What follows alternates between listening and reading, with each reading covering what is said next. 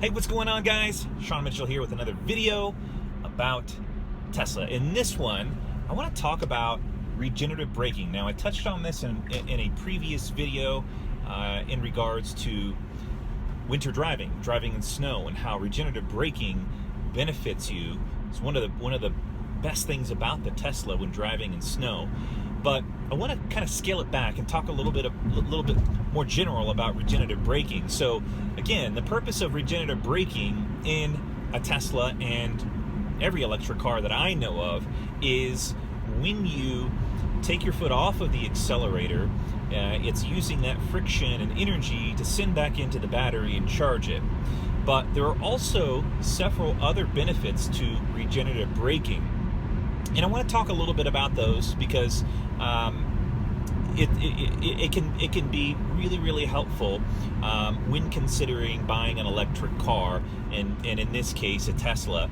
So outside of its original purpose to send energy back into the battery, a couple of benefits that I think are really noteworthy are, number one, it helps you slow down the car. So if you've ever driven an electric car and you take your foot off of the accelerator, that friction actually can be used to slow down the car without you putting your foot on the brake.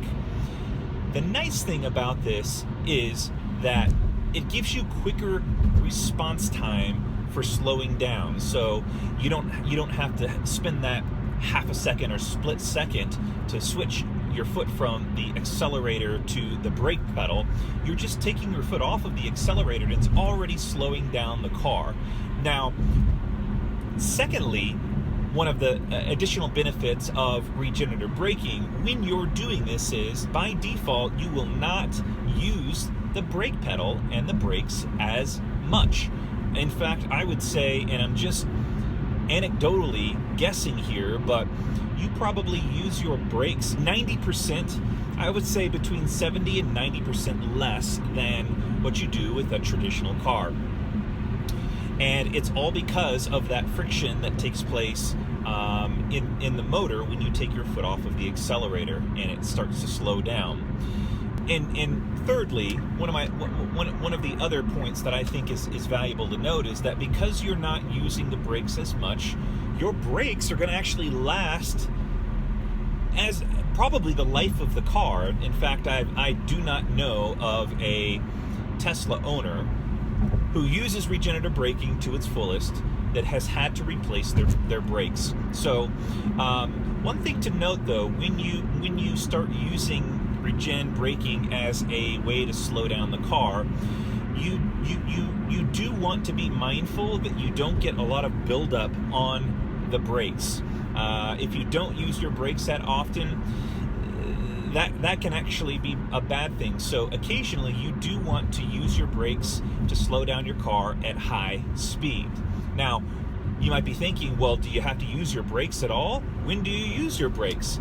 The answer to that is, because you're using regen braking to slow down the car in most cases, really the only time that you use your brakes, or you have to put your foot on brake, is to slow down abruptly. Like, let's say the traffic in front of you slows down and you have to slam on your brakes. You're going to need your brakes then.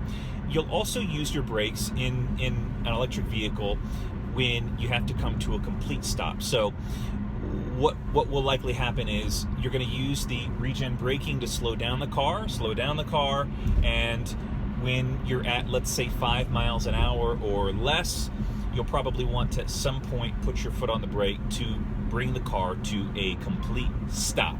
So regenerative braking is incredibly efficient because of numerous reasons. It helps you slow down the car. You've got quicker response time when you need to brake, and your brake pads are probably going to last the life of the car, so you won't have to worry about replacing them if you're using regen braking to its fullest. So I hope this video was helpful. If it was, or if you have a question about regen braking or Tesla in general, feel free and hit up the comments and I'll be happy to reply to you.